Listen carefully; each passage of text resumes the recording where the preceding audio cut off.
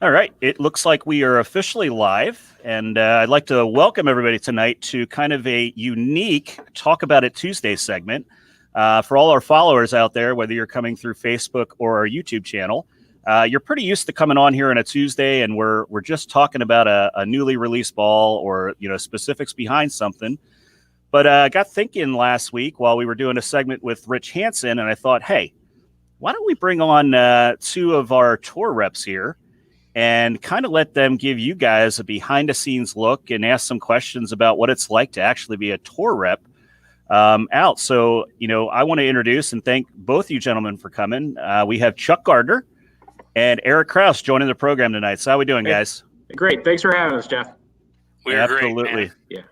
It is, it's a unique thing here. I'm excited about doing this segment here because, it's I'm with two of the best in the game that have done it for a long period of time. And thought we'd, pick their brains a little bit about what it's like to actually be a tour rep. So, Chuck, why don't I, kind of start off, maybe let's kind of go back. Like, Chuck, how did you get involved in being a tour supporter, a tour rep? It's an interesting story, actually. It's interesting to some people.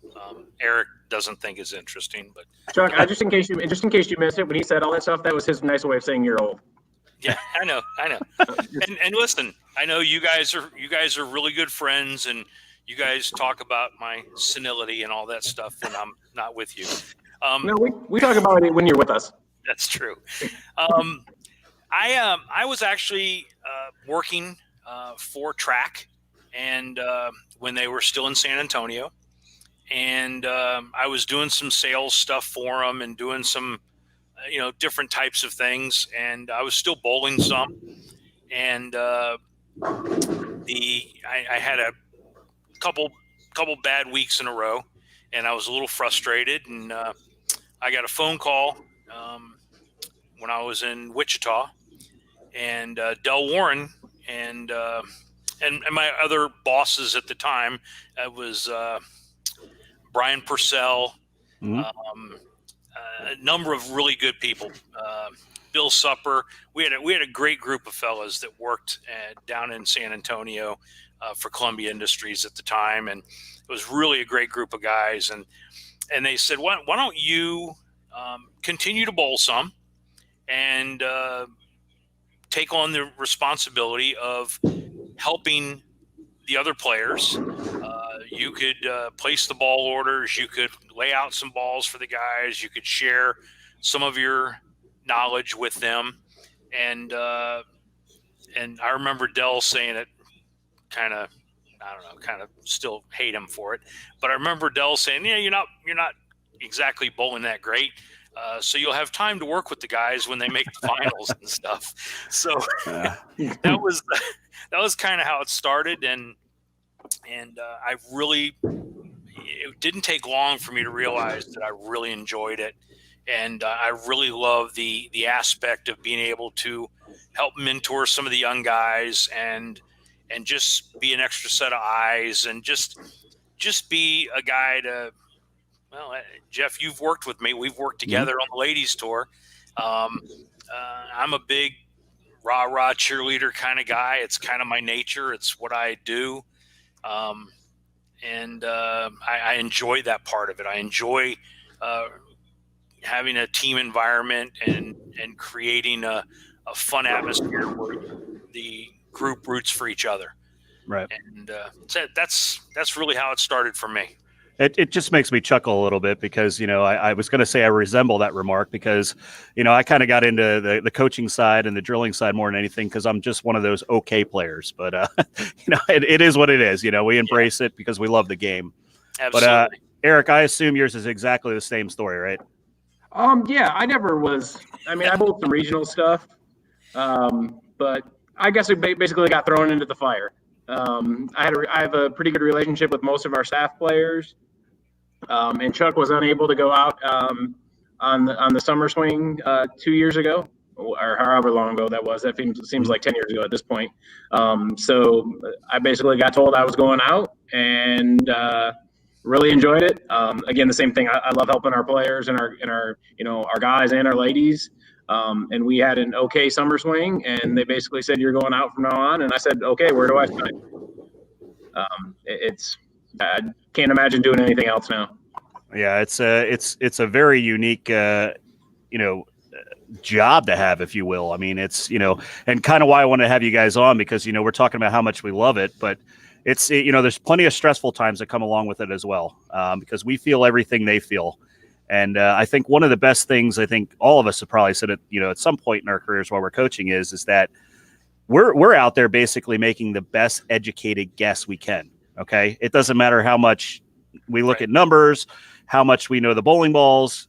We're still seeing the same things they are. We're seeing the invisible oil. We're seeing, who was in front of them, and trying to make the best educated decision or guess to make them the next shot that they make the one that's going to strike. Because you know what, when they don't, they're going to look right back at us, and we're going to get the joys, and we're going to get the evil eye at times too when we're not right. And unfortunately, there's going to be a lot of times we're not right.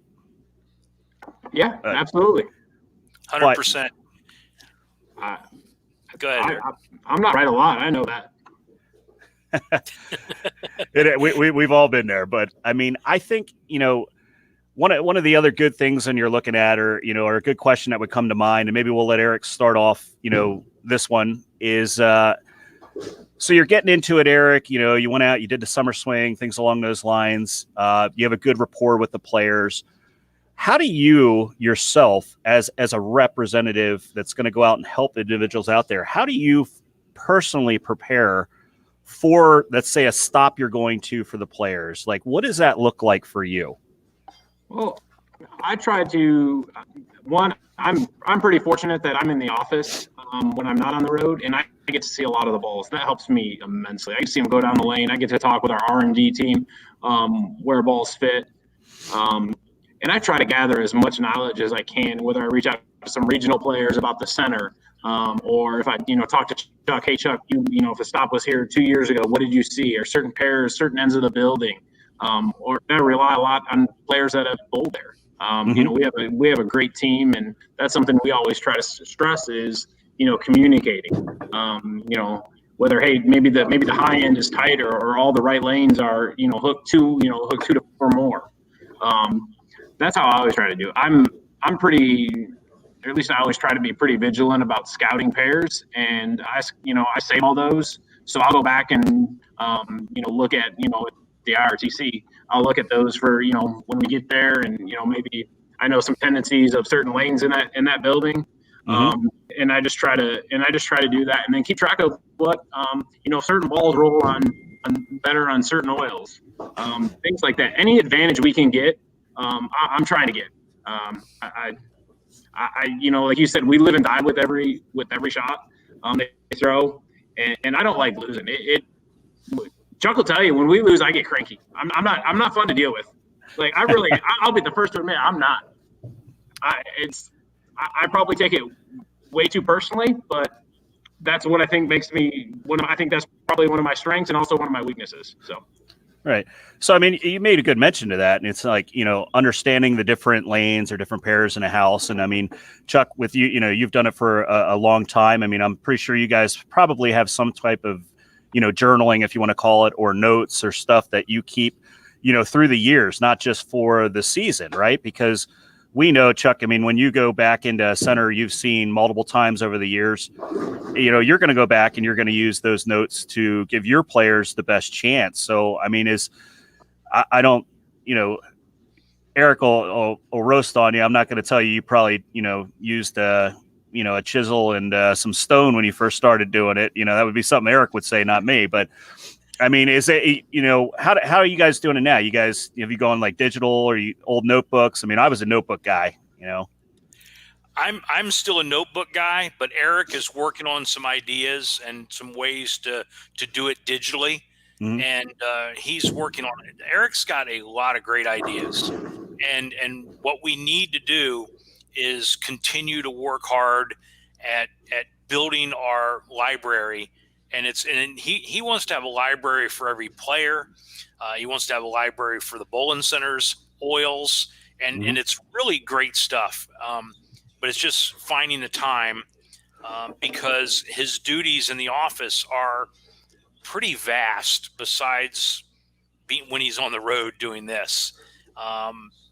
So, I mean, today he was busy working with the guys in a video shoot, and yesterday too. And then yesterday afternoon, he had to go get the swab shoved up his nose for the for Dallas. And yeah, you guys got to get there early, even earlier, correct? Did that feel good, Eric? By the way, it was actually not as bad as I thought it was. It was didn't hurt at all. It was pretty painless actually. Did you have the one where they tickled the back of your head with the Q-tip through your nose? Like that's what I had. I actually had to do it myself. Oh, really? Yeah, I've heard of some places doing that. So, and it was basically just stick it up until you feel resistance, and they said, and so it didn't. I was like, that's it. I was expecting way worse than what it actually was. Mine is like the old cartoons where you drive up to a doctor's office and they tell you to insert your head here. I mean, I literally drove up underneath an awning. They came out to me in my car, and I put my head out, and I wouldn't say it hurts, but it's definitely a little discomfort, and then all you do is sneeze for a few minutes. So, yeah. But it's for everyone's safety and stuff, and we'll touch on that a little bit of why you guys are doing that too. Go ahead, Chuck. Looking at a thought there. Yeah, I think that we need to continue to evolve as the sport evolves, and Eric has made mention more than once that some of the things that I do and some of the ways that I look at things could be a generational thing that, most of the people that came up in my generation are dead, and we probably should catch up, be more in his generation. And we're gonna continue to work on and getting better at that. But the reality is really being able to deal with the different types of players and their personalities is the number one thing I think in doing this job. I think, Eric might see something unbelievable and talk to a player, and that player look at him like he's got 6 heads. And then Eric will say, hey, he didn't really have any interest in listening to me. Do you think you want to, share your ideas with him? And this is what I saw. And I will take Eric's exact thing that he saw, because I wasn't there. So I walk over and I'll put my arm around the guy or the girl, and I'll say, listen, what do you think about trying this? And it just maybe comes across different. Maybe they just think I'm old and they go, I'm gonna satisfy the old guy, and go, all right, I'll try it one time. And Eric might have a way more valid reason for trying this, but when you're old, sometimes they just feel for you and they go, it won't be long. He'll be in a home. It won't matter. So we'll just. Yeah. Or you look at it at the other end of the spectrum, which is just, everybody has a different learning style too, right? We all know that. And that's the key to getting through to any player, right? So as a teacher, which, you get the term, tour rep or ball rep thrown around all the time. Really, we're teachers in our own right? We're trying to discuss something with somebody and make sure that it's a two-way street of communication back, that it is understood and we collectively both understand what the message is. And, there's a million different ways to pitch that, and there's a million different ways somebody learns. And, that's, part of any rep or teacher that's out there is to get through the person that makes sense for them, right? How they see the lane, how they bowl, because we don't have one player that's identical to somebody else. Nope. We just don't. Absolutely not. To kind of piggyback on Chuck's point a little bit, and to your point as well, Jeff, it's different personalities. I can say something to Dom differently than I can say it to Bill O'Neill or Jason Stern or Tommy. It's even if it's the same idea, I have to get the point across differently. Absolutely. It's completely different. And then, same thing on the ladies. Everyone has a different personality. everybody has those different keywords that triggers, what they want to see. And that's the hardest part of the job now is with the acquisition, learning new staffers, what they like to see, how they like to hear it. And we haven't had any camps to really get to know some of these players, so that's been kind of learning on the fly for them and for us. Right. And it we have players coming up through the collegiate ranks. You have individuals who may have came from a different staff that are getting antiquated with the way that we do things, and I don't want to get hung up and start talking about COVID, but I mean, it has changed the way we do things, right? So you guys, we're talking about how you've done things through the years, and, Chuck has been successful through the years, and Eric has his rendition. I may have some of mine. But all we're saying there at the end of the day is it's how you adapt, right? Adapting is growth. And growth is what we look for in our team, in our players, in the way we carry ourselves to help the players, right? And maybe it's a good way to ad-lib, into maybe another topic here, which is you guys are both, mentioned you got tested because you guys are both going down to support the ladies in Texas.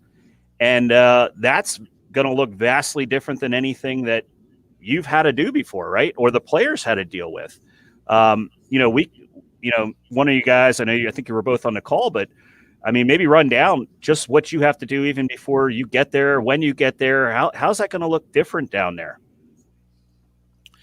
It's interesting. I was on the phone with Rob Gottschall today, and it's kind of cool to look at this from the perspective that we in the bowling industry are doing something similar to what some of the big time sports are doing. Mm-hmm. Basketball did it. The LPGA is doing it.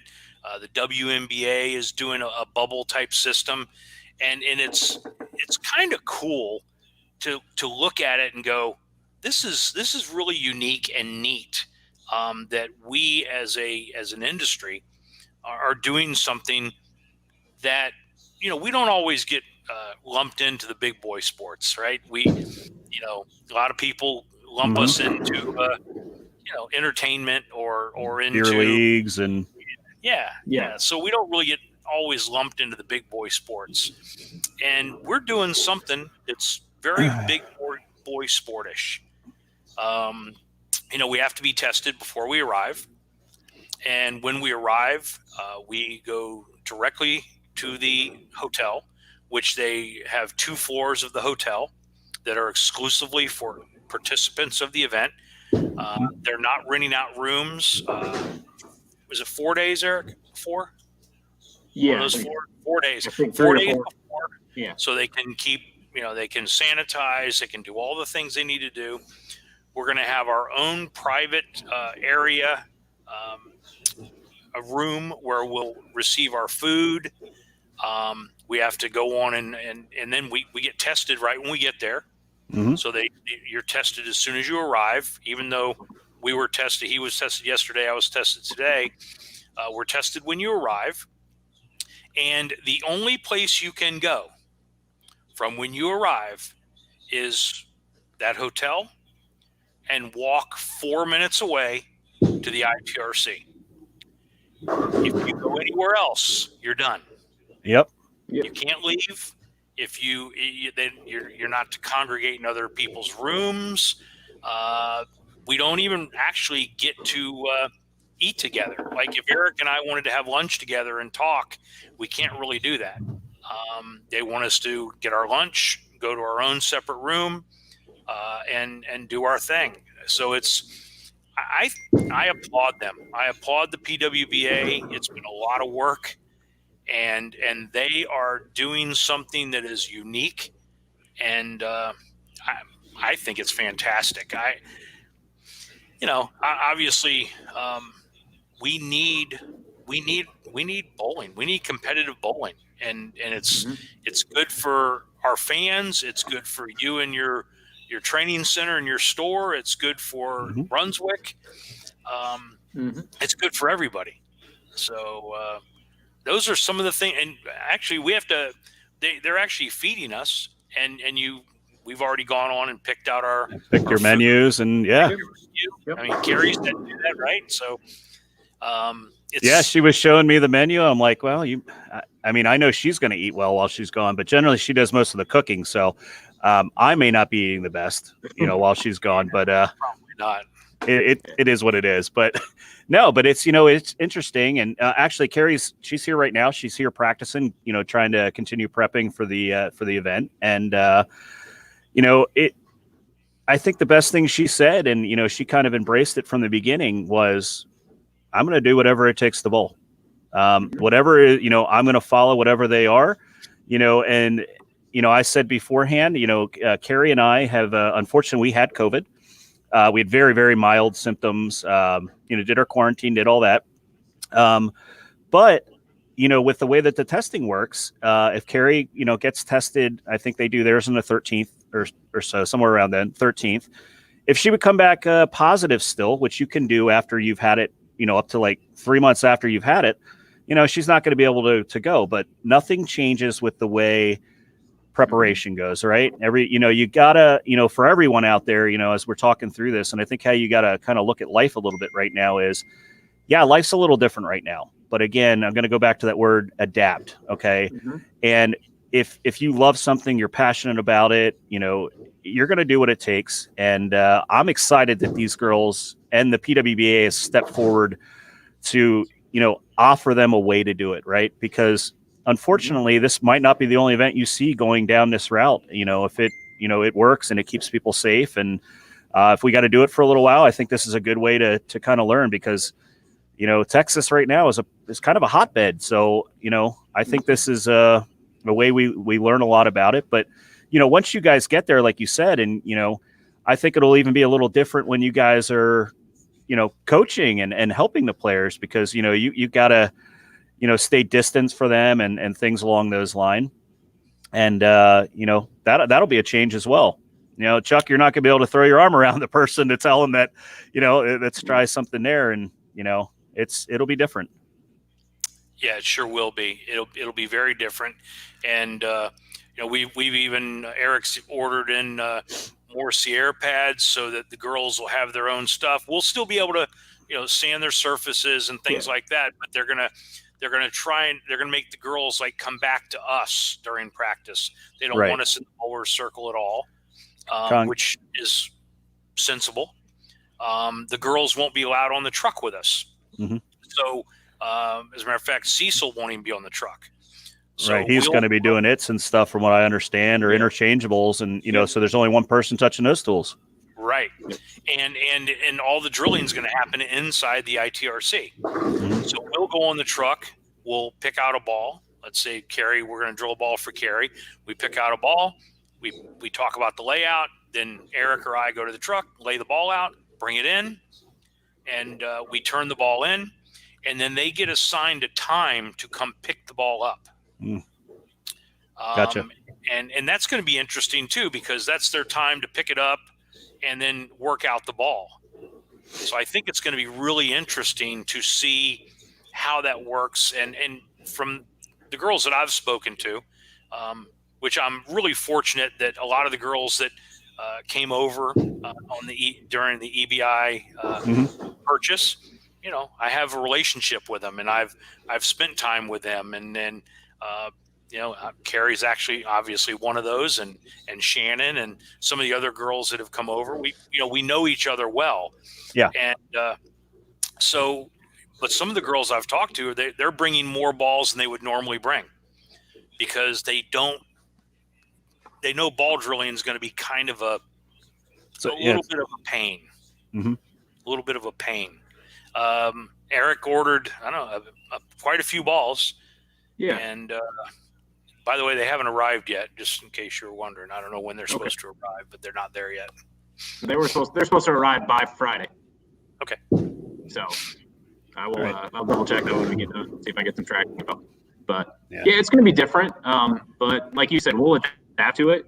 The good thing is we're not bowling in a 38 lane center or anything like that. We're bowling in the RTC, which can really you can see everything if you at once. So that's a blessing to me. We're not. And I think nobody's not going to get help because we're at one end of the building and not being able to see on lane 1 versus lane 12.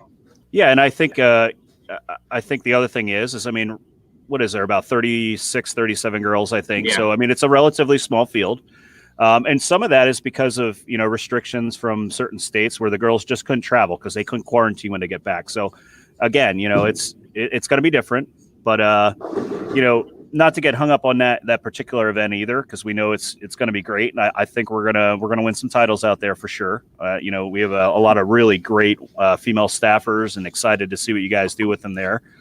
But I thought a couple good questions, because I want people to not think I'm not ignoring your questions here. We get on a talk, and I'll pick kind of cherry pick a couple out of there. But I actually thought Carrie asked a pretty good one. So, and I don't know which one you want to take it, but what about if one of you guys would walk us through maybe what a day looks like an actual competition day for a tour rep? What does that look like from the time you wake up? And I know it's different depending on majors and formats and stuff like that, but I don't think a lot of people understand just how long those days are. So I think Chuck, you want to start that one?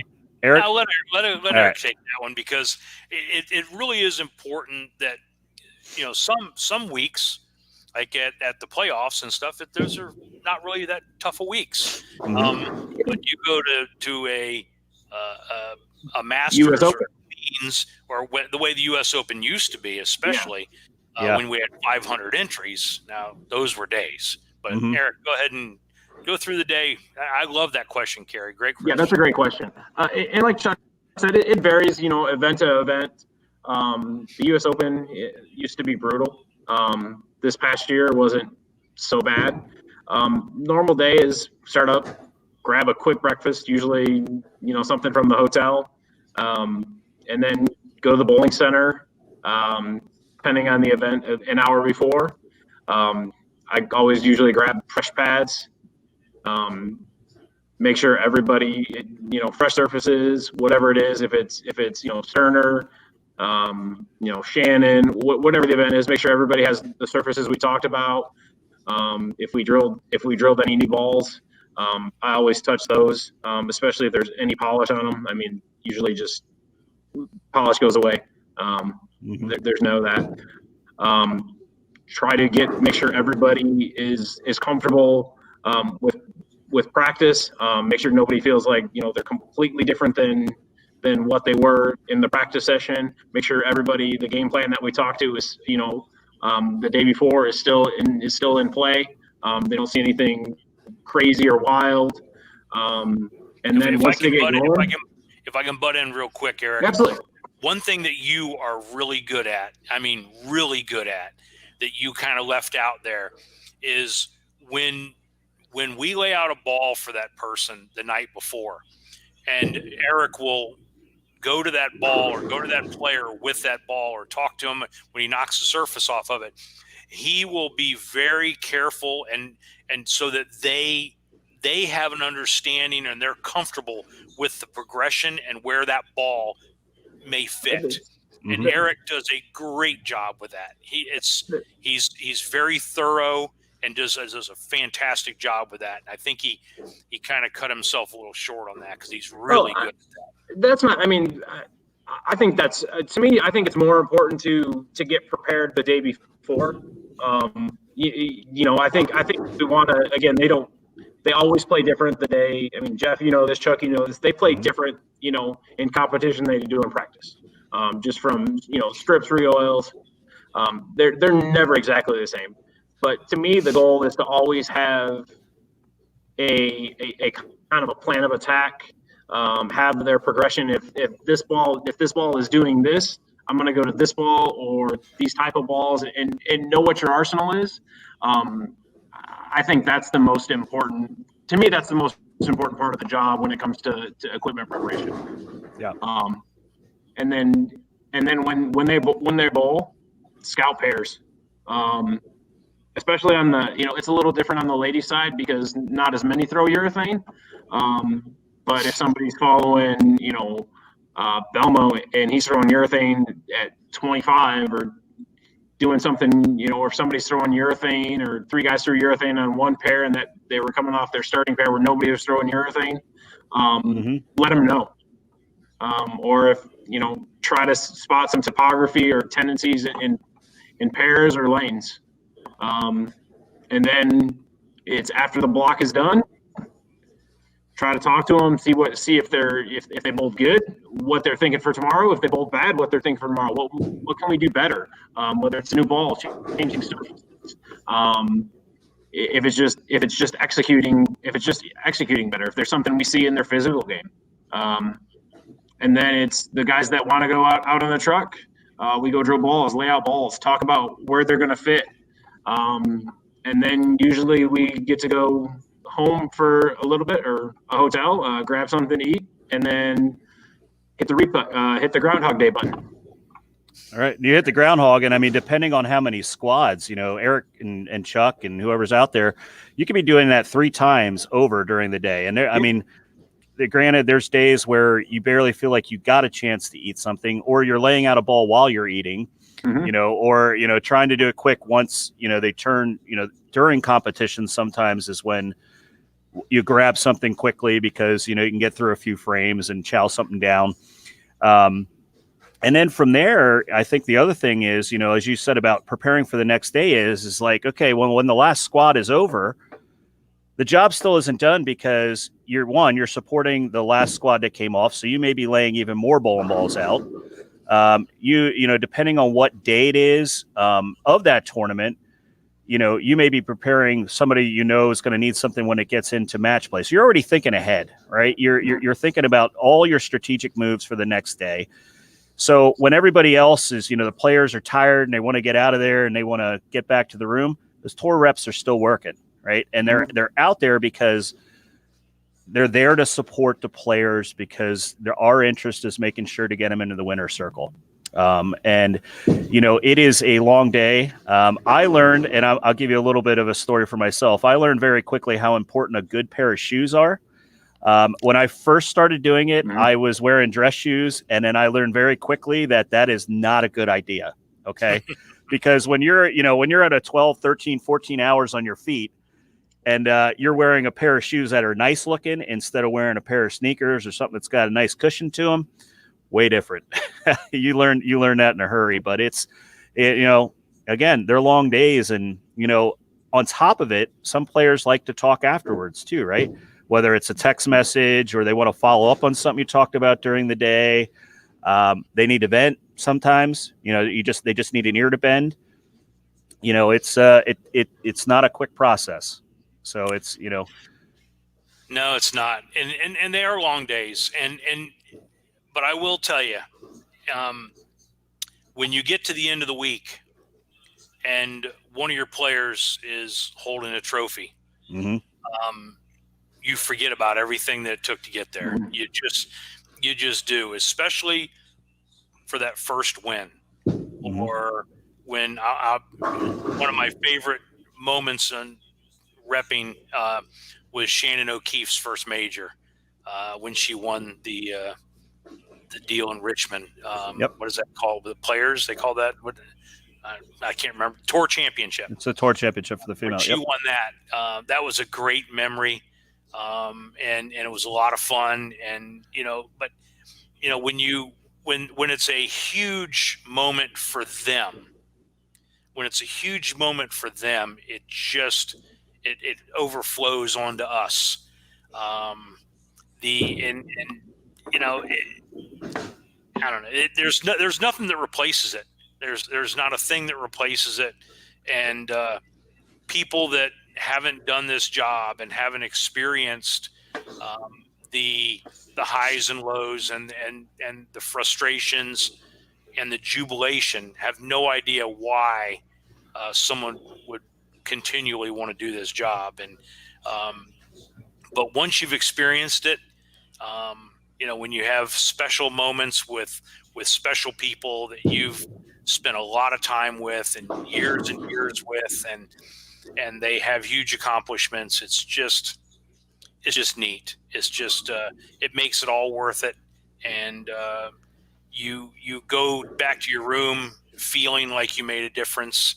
And even if it wasn't anything you did except for clap for them or be there behind them, you still feel like you live and die with their successes and failures. And even if we fail at that title match, when we leave there, it isn't all, moping and stuff. It's thinking about what we could have done differently. And I don't want to give a bunch of what if scenarios, but, we take as much ownership to it as, maybe, we could have gone this route, or, we're not going to dwell on, if the player threw it better at that point. Look, that has nothing to do with it. It comes down to getting ready for that next event, because in this industry, in the sport, not even just our sport, at the highest pinnacle of a sport, you have to have pretty short-term memory when you have the lows. And when you have those highs, you need to find a way to ride that high out as long as you can as well. Absolutely. Yeah. And yeah, it's crazy. But, and I think it was a good thing you point there, kind of like one of the best, scenarios, because I think Timmy Foy jumped in and kind of said, what, for each one of you, what would you say would be like your best moment ever as a rep? And Chuck, I know you said one of them was, Shannon winning the tour championship.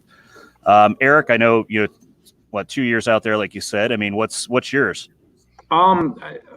It's hard to pick. It's hard to pick one. So I would say, I really have three. The one was when Simonelli, when he left another company and came back to start throwing our stuff. He won the first week with our stuff. That was pretty special. That was the first win that I had when I was out there, because I was out there by myself. So that was pretty good. When Sterner won in Chicago, he had been struggling. We had been working on some stuff. Him and I had spent some time together, and he was so close in some summer swing events. Just missed a couple step ladders, and he beat Murderers Row.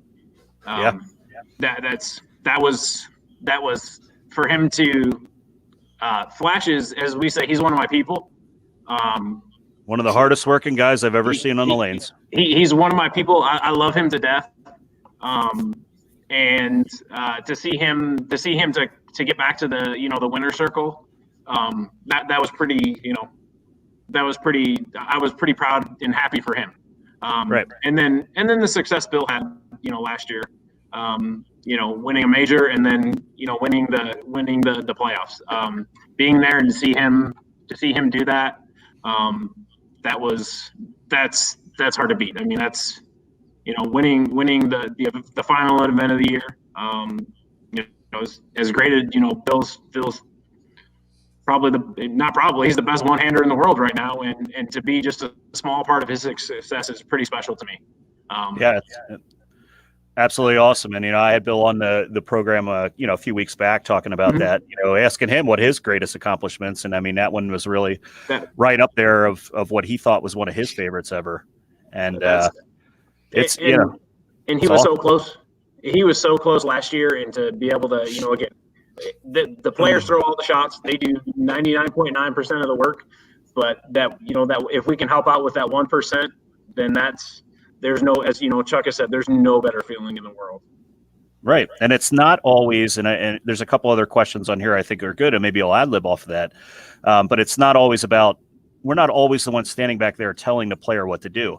Sometimes it's much in reverse, where the player just wants to formulate their thought, bounce it off of us to kind of just get that, us to agree that we're seeing the same things they are. Because at the end of the day, there are, these are professional athletes that do this for a living. So they're very good at what they do. It's not like any one of us are standing back there and just saying, do this. No, it's much different than that. It's a collective, usually, agreement between the player. Sometimes we need to step in and say, you know what, I don't agree with you, because it's okay to do that, right? It's okay to challenge, because that's what a coach does, right? A coach isn't always going to be one-sided. A teacher's not always going to be one-sided.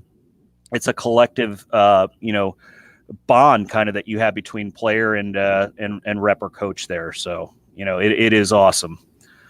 One of the things that's really fun to do, and And Eric has gotten to see this a few times recently, even at the playoffs.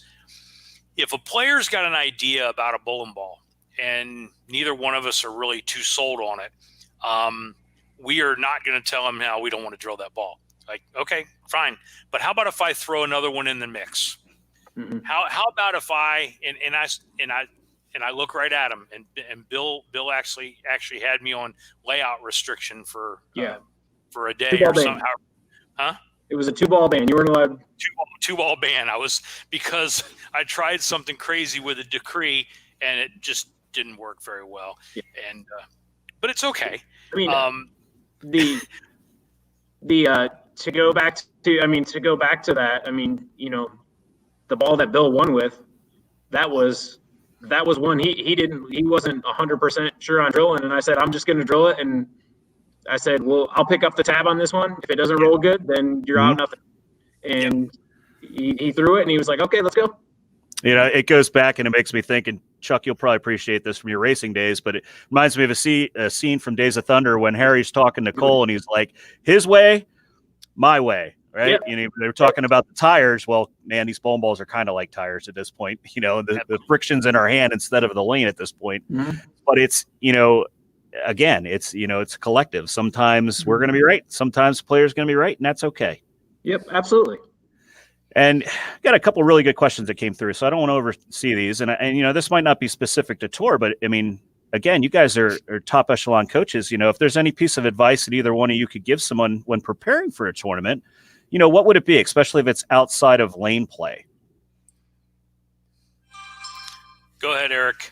I would say be prepared. Know your equipment. Have a wide variety of equipment. Know what your progressions are. When they transition, everybody can usually get lined up on the fresh just with 5, 10, 15 minutes of practice.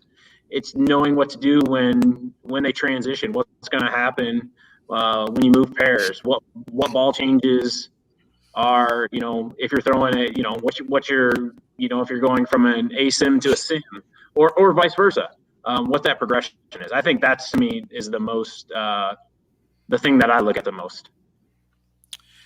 And Jeff, we were actually talking about this before we went on the air, and I'm going to quote this guy that I really look up to, Coach Ron Rivera, is control the things that you can control.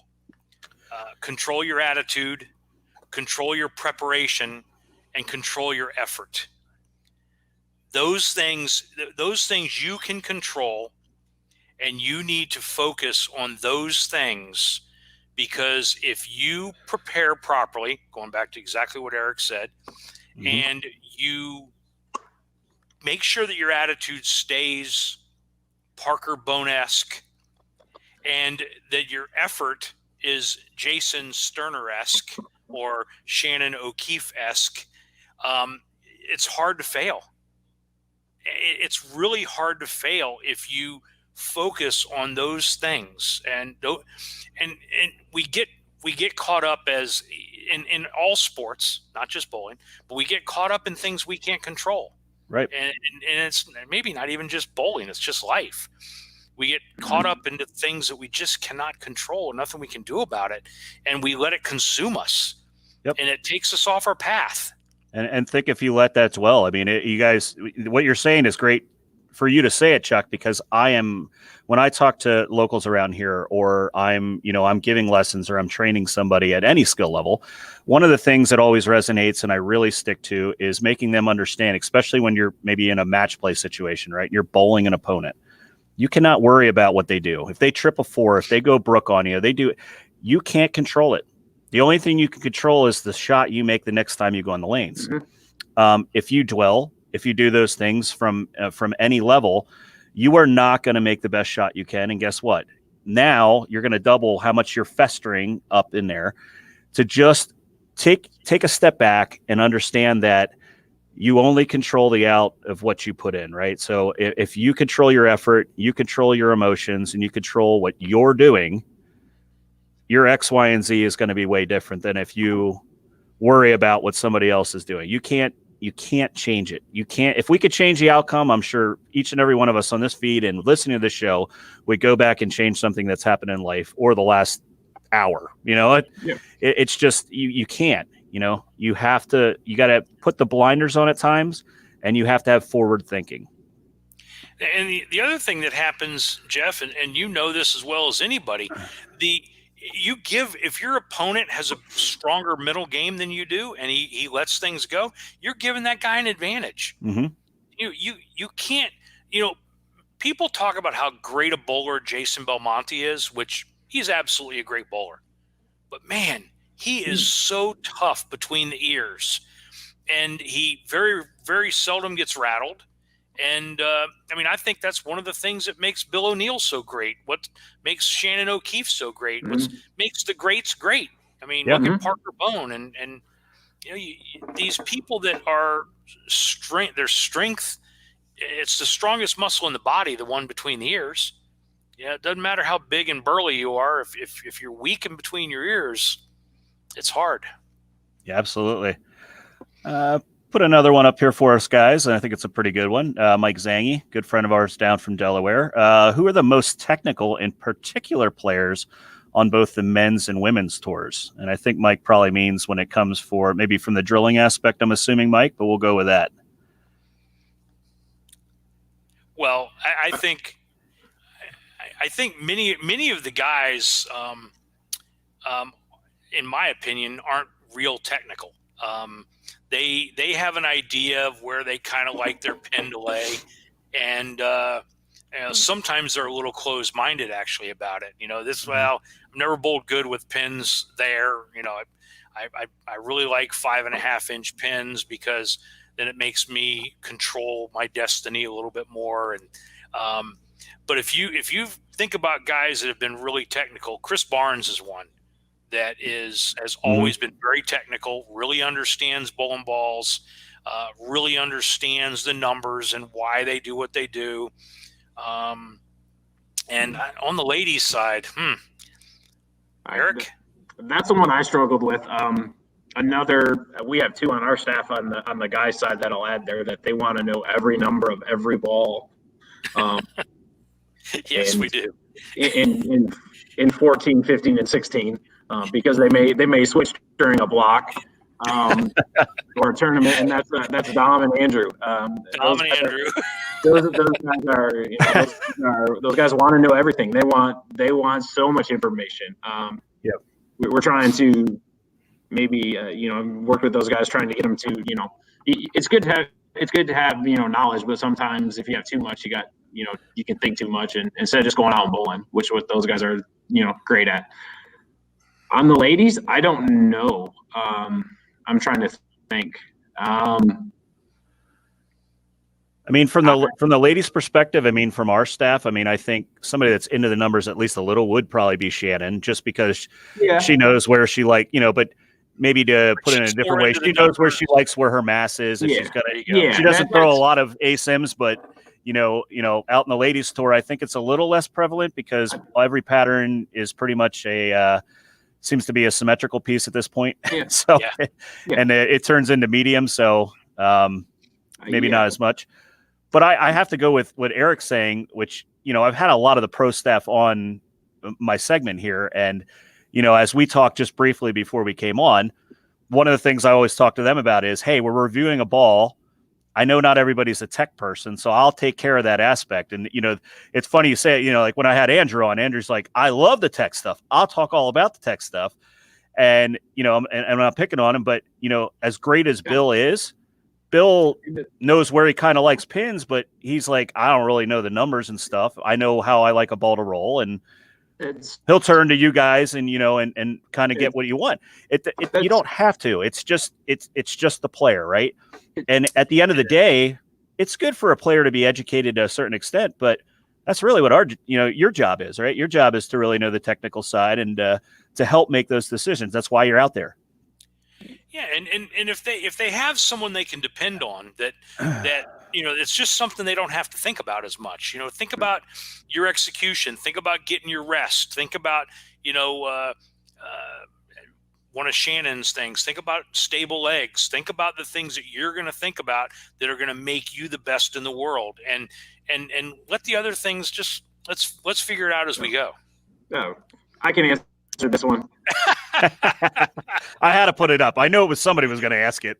It's the two guys. It's the two guys, at least on our staff. I can't speak for the other companies, but it's the two guys I just mentioned, Dom and Andrew. I'll give Chuck an old one. Who is Chuck? You'll answer this probably right away.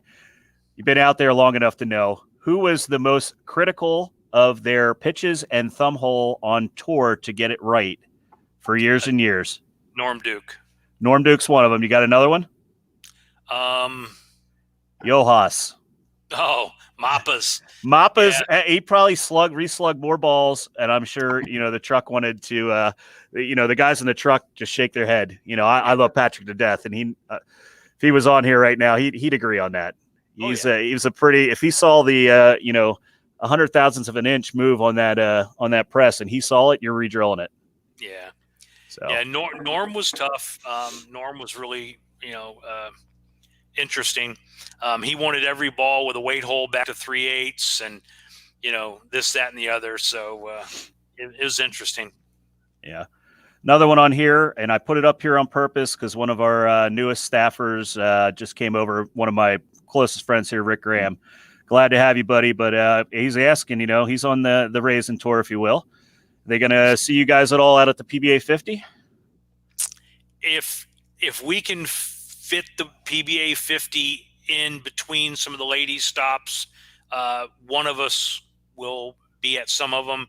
But we have a great rep on the senior tour, on the PBA 50 tour. Tom Carter is fantastic, and Jeff Johnson is going to be helping him now this year too.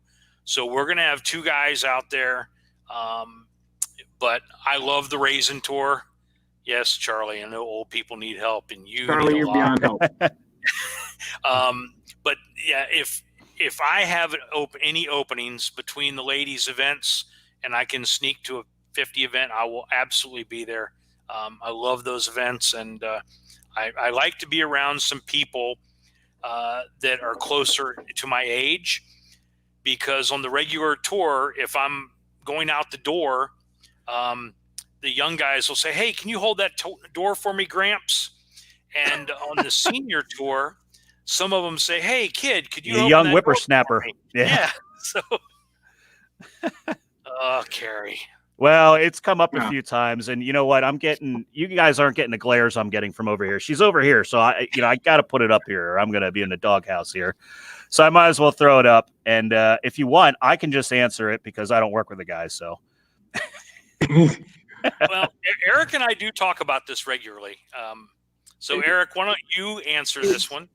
It depends on the player, but as a general rule, it's I got to be careful how I word this because I don't want to get in trouble. So I think that they both have their pros and their cons. Some of the ladies are more open-minded sometimes, as we can say, "Hey, try this layout, try this ball." They're sometimes much more willing to try that. Sometimes when it doesn't go well, it's not fun. It's because they want to bowl good, and sometimes it doesn't happen, and but we're the guys. I mean, it can just. She's literally laughing over here. You can't hear her laughing. Yeah, I'm chuckling. I know. I'm trying not to get myself in too much trouble here when we go to the ladies, because. But with the guys, they can. We can kind of. It's different with the guys. We can yell and scream at each other, and then we can go have a beer afterwards. Eric, it's fine though, because think about this: the girls have to stay 6 feet away from you when they see you next time. So if you say something wrong, they can't attack you. No. It's the rules right now. Dice. They're pretty good. Most of the girls are pretty accurate. I'm sure they can throw those double mice in. Exactly. That's yeah, but they all wear whackers. So you got to, that's the proper term for the wrist brace. Metal wrist brace is a whacker. A lot of them wear whackers. Well, I'm not afraid. I love working with the ladies. Yeah. Yes, I do sometimes when a lady bowls bad and she's really upset, and sometimes Yeah. One thing that Eric and I, neither one are good with is if someone cries. Yeah, that's. And I don't. We don't have anybody left on our staff on the men's side that cries. Yeah. So we don't have to deal with that on the men's side. That's what I was trying to get across. When they cry, that I can't deal with it. If you want to yell at me, that's fine. I'm used to that. I get yelled at every day. I'm like, whatever. It just rolls up. But if a tear starts welling up in someone's eye, Eric is shot, man. Yeah, he is shot. Chuck calling in the bullpen. Because then I feel lousy. I'll feel lousy. Yeah. I'll feel awful. Yeah. You can it's I'm like whatever. But I think you said one good there, and the guys can beat up on me if they want. But the girls they're very, very good shot makers. Oh, absolutely. I think sometimes it might be even a little more fun. I mean, the moves on the women's tour are a lot. They're not as crazy as the stuff on the guys' tour, tearing the lane up, rev rates, urethane, like you said, doesn't become as prevalent. A lot of the girls like to play them to the right to start. So sometimes the patterns kind of take shape a little better, and they, the fronts don't get so destroyed so quickly. It's different. There's more, I don't know if variety is the right term as to how the patterns play a little bit. Usually, I mean, on the guys' tour, you always end up at fifth, sixth arrow. Mm-hmm. No matter what pattern you put out, at some point they're in there over in fifth arrow. Yeah. And then rev rate and ball speed become the dominant factor. Yep. And it absolutely doesn't make it about shot making then. Nope. So maybe a little more about stamina than anything, stamina and the body holding up. And, I was sad when I knew you guys weren't going to be down in Richmond. This old dog here is going to finally return to the lanes at the national tour level. And I'm going to need all the help I can get, It'll go back to the old days, Chuck, where, if I'm struggling, you could tell me just to drill a T-zone, because if I'm way under, it's because one of the greatest stories of all time. Wasn't to me, by the way, but that was a great story. If you're 400 under in a tournament and you want to drill a ball, it's probably a T-zone. That's for sure. But it's funny. Off topic. I mean, I'm psyched about finally being healthy enough to compete again. I mean, I'm looking forward to this more than I can even possibly explain to you guys. It's been, it's been probably 12 or 15 years since I felt healthy enough to feel like I could compete. So I'm psyched. I mean, it stinks. I can't be in Texas. I can't watch, her bowl and things along those lines. But we, just as we're all here talking about how much we love bowling, man, I still love to compete. I'm looking forward to it. So hopefully, by the miracle of God, I get to Florida, and then I'll see you guys. That's right. I certainly hope so. Yeah, that'd be a lot of fun. That's it is. We are, neither one of us are really thrilled, that we aren't going to be as helpful to the PBA guys as we'd like to be. But we just don't have 5 reps. Yeah. Or 7 reps. Yeah. And trying to send people that don't know the players, that could only. It could be worse. We don't need. Absolutely. Yeah. And there's no trucks there. And at this, at this level, the way they're doing it now, which is, again, PBA is doing a little different than PWBA, obviously. They kind of spread it out and kind of doing it.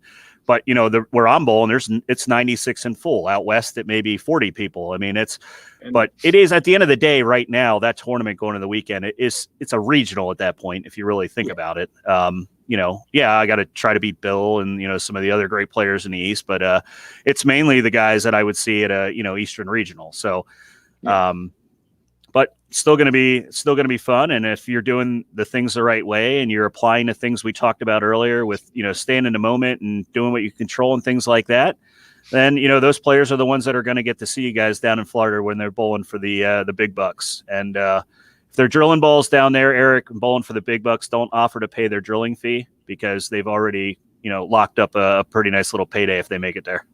Yeah. Yeah. Well, we hope we have a lot of our staffers there. That's the goal. I have confidence, and we have some great players, and I know I'm going to see a lot of them. So. Yeah. I think we'll get at least a couple from the south and a couple from the east.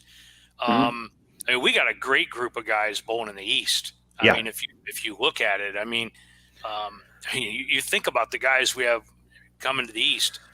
Obviously, Bill headlining it, but we've got Parker and Matt Ogle and you got Timmy Boy and Sterner, Pelusic, Fury, Schaefer, Stephen Hahn, who's on here. The list is long. It's a big group.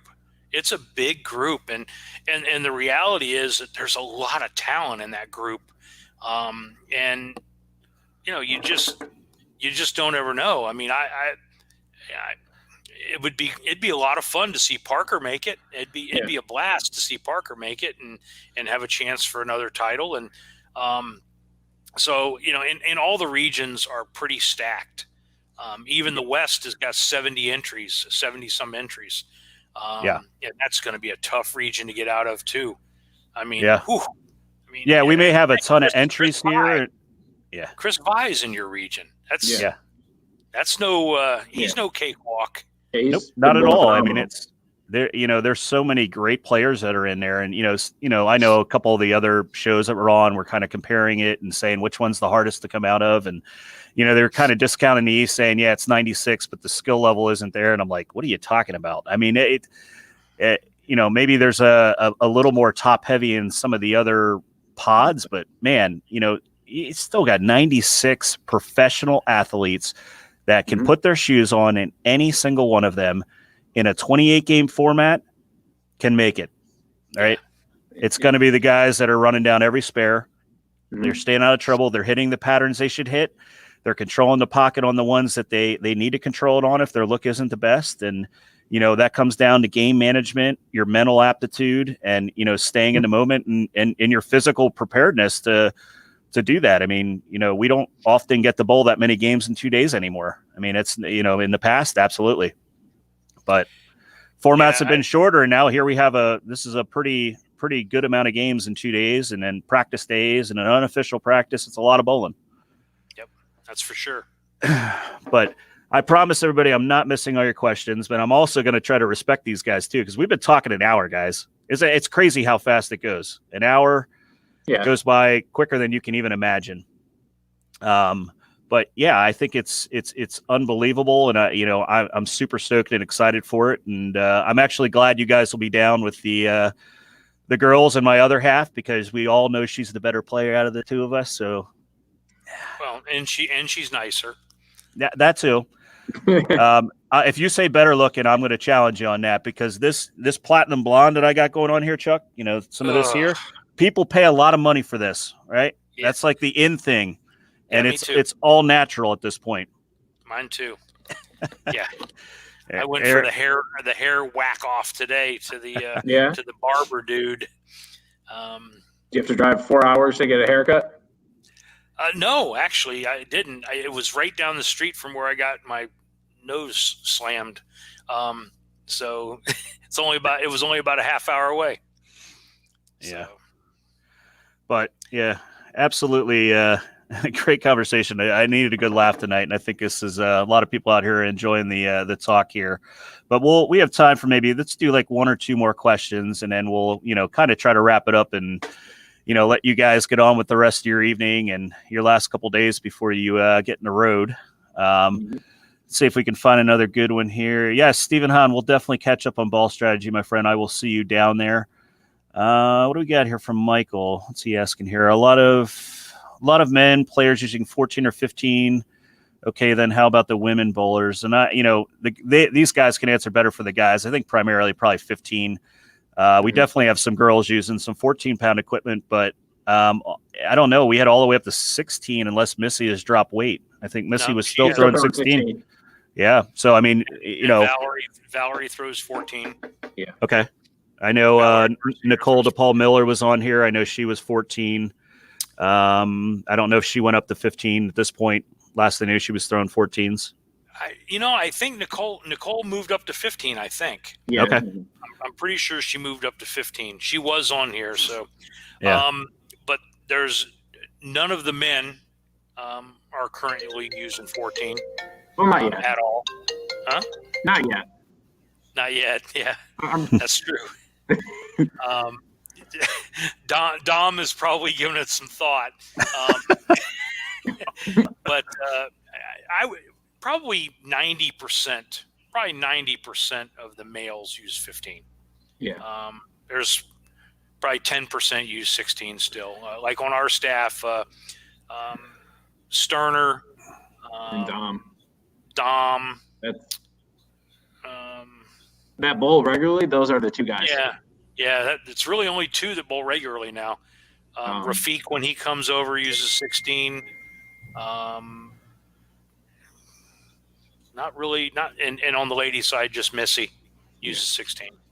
Yeah, it's few, and I think even when you get outside of the tour, I mean, from the shop side of it and stuff, I mean, 16 is not nearly as prevalent as it was years ago. I mean, primarily we're drilling, 95% of the balls coming out of my center here are 15 pounds. Little different demographic. I'm not a bowling center where people are coming in for 6-pound T zones very often and stuff. But I mean, even at regular bigger centers and stuff, 15 is kind of the sweet spot, if you will. Kind of across the board.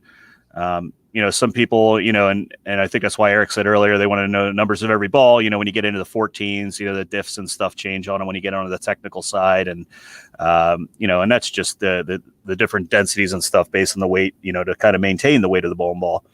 But, I think, for the individual that's asking that question, if you're thinking about for yourself, it's really about what you feel comfortable with from a control standpoint.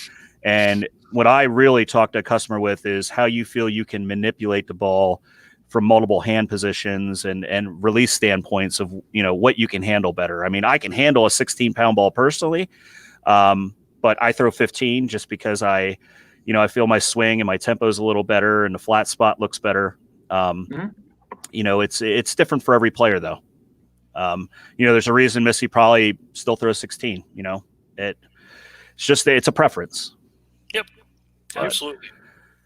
All right, guys. Well, I'll tell you what, why don't we let that one be kind of the, the last question we'll kind of read off here. And if anybody asks when I'm, we tried to get as many as we could, but, again, hopefully, the insight and kind of getting to hear a little bit about, what the tour reps do out there, kind of how they support the tour, things along those lines. It's an eye opener if you ever get to see it firsthand or, you see these guys, a lot of respect for what they do out there, because they're just trying to make champions, right? They want to crown a champion each week. They, they're forward thinking, they're preparing now, and I guarantee you these two guys are well prepared going into Texas to help try to, bring the ladies to the winter circle a couple times and already thinking about, what to do when they get to Florida to support the men. It's always just like kind of when they're, in development to make new bowling balls, right? It's thinking way ahead and being overly prepared for what you're getting into, journaling, things along those lines, knowing the centers. I mean, that is information that is so critical to help the players be the best versions of themselves. The one I think, I'll say it real quick, I think is a great example of knowing a building, and you guys have probably both repped in Vegas, but we all know in certain bowling centers in Vegas, we got some restaurants underneath the lanes, and we know that, Orleans is a big one. It's amazing what you learn about a place. You could have some heat coming up underneath those lanes and they play completely different. But when they journal and you write those things down, which every one of you can do, even in your local bowling center at league, know the pairs you're bowling on, right?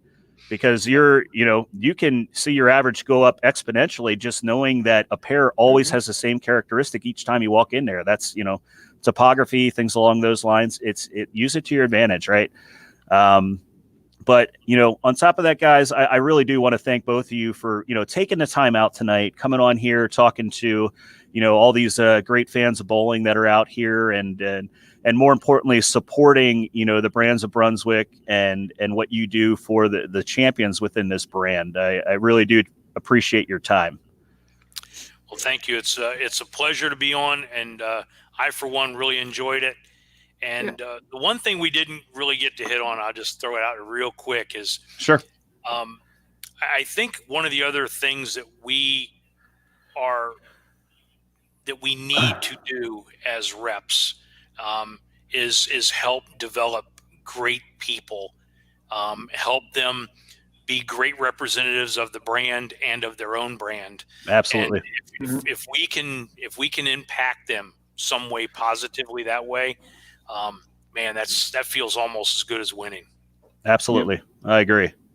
So Jeff, thanks for having us, and thanks for all you do for our brands. It doesn't go unnoticed, and it is appreciated by all of us. Oh, absolutely. That's what we're here for, man. We're all one team. We're all in this together. And, from all of us, from the Brands of Brunswick here that are on here, for anybody out there, maybe we missed one of your questions. By all means, we're all very easy to get a hold of.